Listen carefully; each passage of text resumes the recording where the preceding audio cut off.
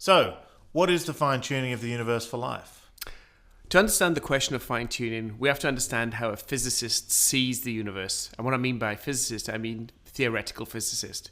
And to a theoretical physicist, we describe the universe through the language of mathematics. Mm-hmm. So if you want to describe any process in the universe, you write down some equations and you solve those equations. And the ones we're interested in the fine-tuning question are the fundamental equations, the things right at the very bottom, the things that control the interactions between particles like electrons and photons and those kind of things. So we have a set of equations to describe those interactions, mm-hmm. but those equations require some numbers. So if you want to ask how two particles interact via some force, you need to know some of the properties of that force. Mm-hmm. And so that normally involves some numbers that we typically have to look up in a book. They're called mm-hmm. the constants of nature, so like the mass of the electron or the Newton's gravitational constant, etc. And these numbers, while we look them up, they're actually numbers that we've had to measure. Mm-hmm. Okay, so we have nothing in our theories that tells us why Newton's gravitational constant is the value that it is, why the mass of the electron is the value that it is. It's just that what we measure from nature.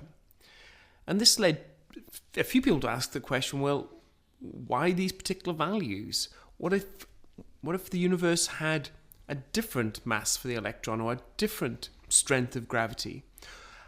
What would that do to the fundamental interactions, and how would those changes to the fundamental interactions propagate themselves up to the rest of the universe, to the stars and the planets and the people that are on those planets? Okay, so we can play that game. We can play theoretical what-if games. Right. And what happens when we play these games? Well, it depends what you do, which constants you mess around with. You might assume that, if you mess around with some of these constants, you change the force of gravity or you change the mass of fundamental particles, you just end up with a universe which has a slightly different force or a slightly different mass of a particle. Mm. But remember, what's going on is things on the fundamental level get propagated up to things going on the large scale. Mm-hmm. So let's take an example. Mm-hmm. Let's consider the masses of the fundamental particles. Now, the fundamental particles here that we care about, of course, are the electron, mm-hmm. which we're familiar with. That's that particle that goes around atoms on the outside. And the quarks. Now, these subatomic particles. They're the guys that make up the protons and the neutrons. The things that you find inside the nucleus of an atom, they themselves are made up of smaller objects, which are known as the quarks. Mm-hmm. And in a proton, there are 3 quarks, 2 up quarks and a down quark. And there are, in a neutron, 2 down quarks and an up quark. Right. We'll include the recipe at the end of the episode. Absolutely. Sure. And they've got masses. Now, it turns out that one of the interesting things about the laws of particle physics, and we don't want to go into too many details here, but the proton is the lowest mass baryon. It's the lowest mass particle that has 3 quarks. Mm-hmm. And there's an entire family of different particles that are made up of 3 quarks, because there are 6 different kinds of quarks, but the proton is the lowest mass one. And it turns out there's a property of baryons, is that if you have an interaction involving baryons, the number of baryons must stay the same. So if you start off with any of the heavier masses of the... if you start off with any of the larger, heavier baryons, mm-hmm. they tend to decay into the lighter baryons because it's energetically possible to do so. And we know that even with protons and neutrons, if you leave them alone for 15 minutes, mm-hmm. will decay into protons plus electrons, a few other things. Mm-hmm. So the buck stops with the proton. That's the lowest mass baryon. It turns out, though, if you mess around with the masses of the fundamental particles, you could change it such that the neutron is the lowest mass baryon. Mm-hmm. Okay, so you would get all the particles decaying down into whatever's left, and it might just be neutrons. And you could have a process in the early universe where this occurred, if you had a universe where the quark masses were different. Mm-hmm. And instead of producing just protons and neutrons, which then make up the nuclei of atoms, you just produce neutrons. Mm-hmm.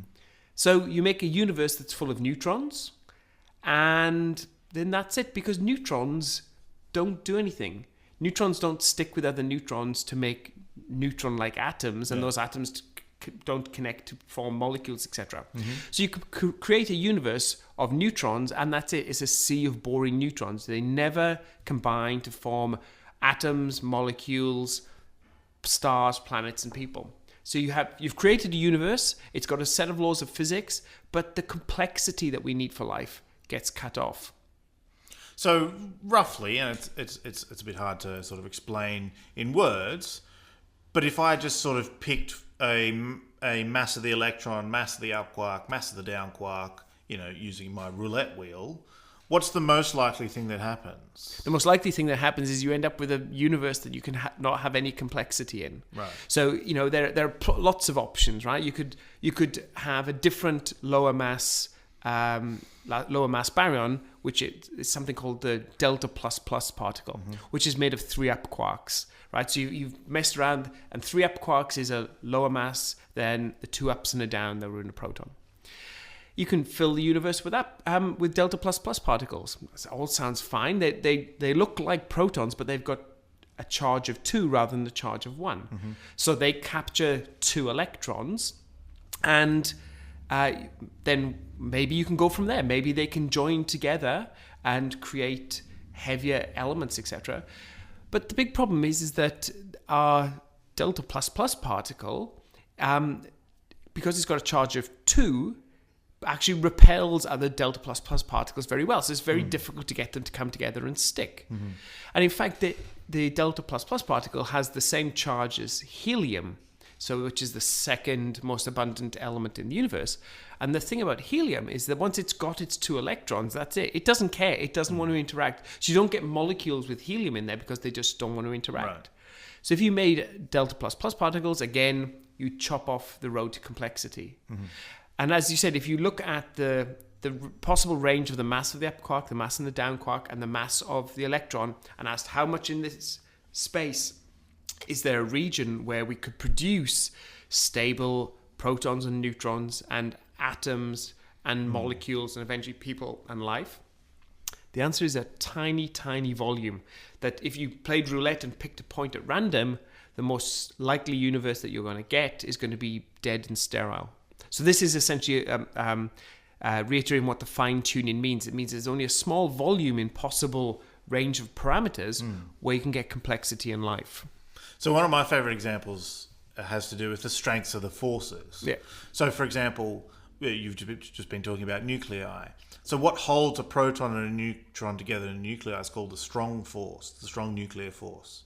And it has a certain strength. There's a certain number that tells you how strong it is, but we don't know why that number is what it is. And so we can just ask the question, what if I messed around with it?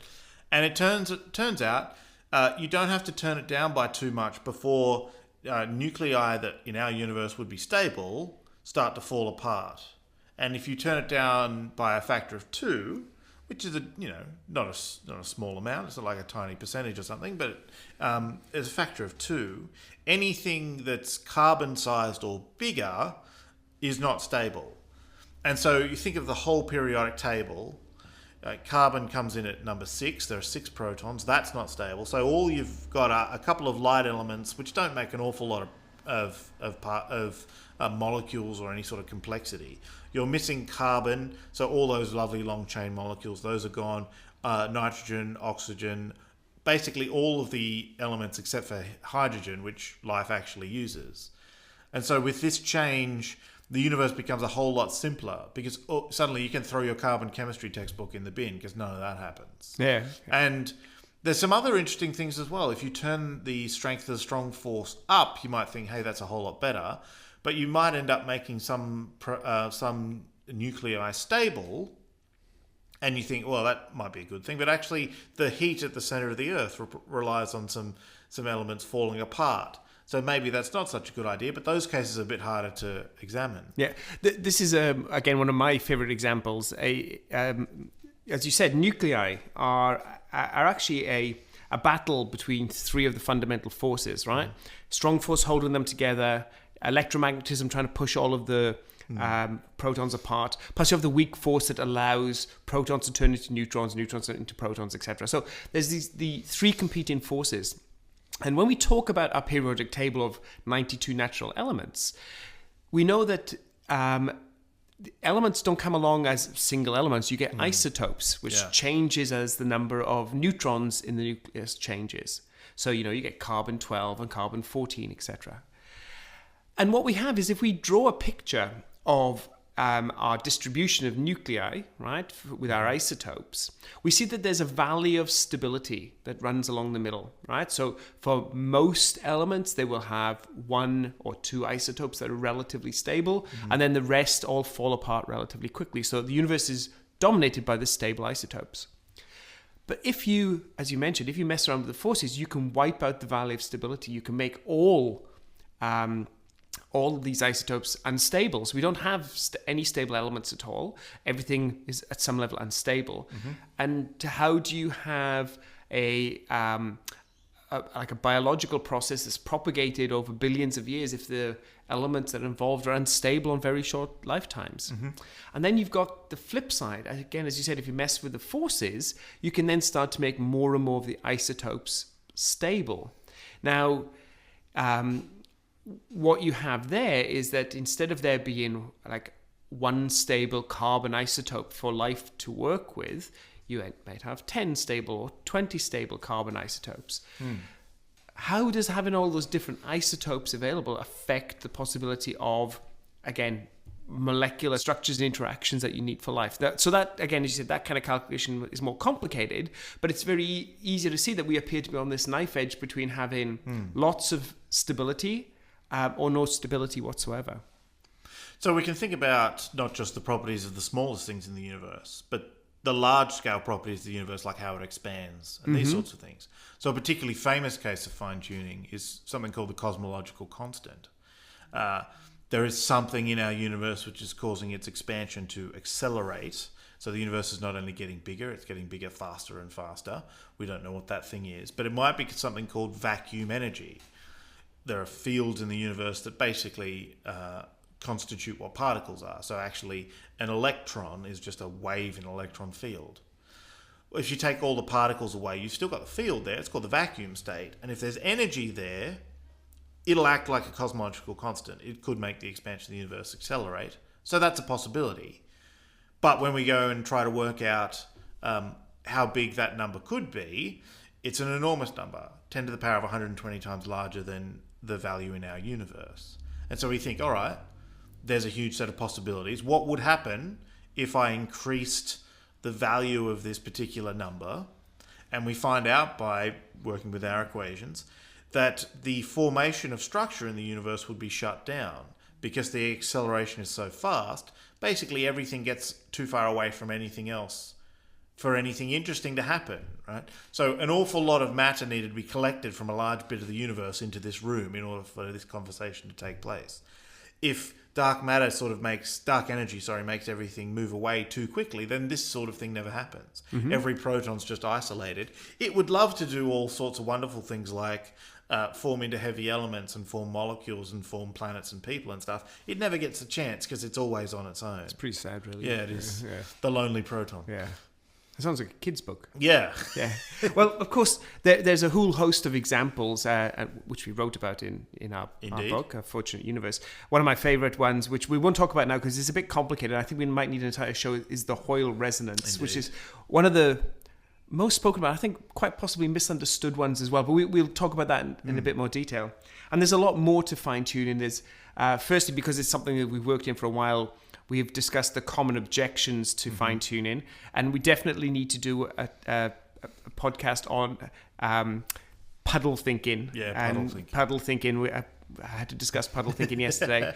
The objections to fine-tuning, and then some of the possible solutions. But I think we should probably wrap up there today because that's probably a good intro to the subject. Absolutely. So the short story is there's a lot of other ways that, so far as we know, the universe could have been. And when we explore those ways, the set that does anything interesting is remarkably small.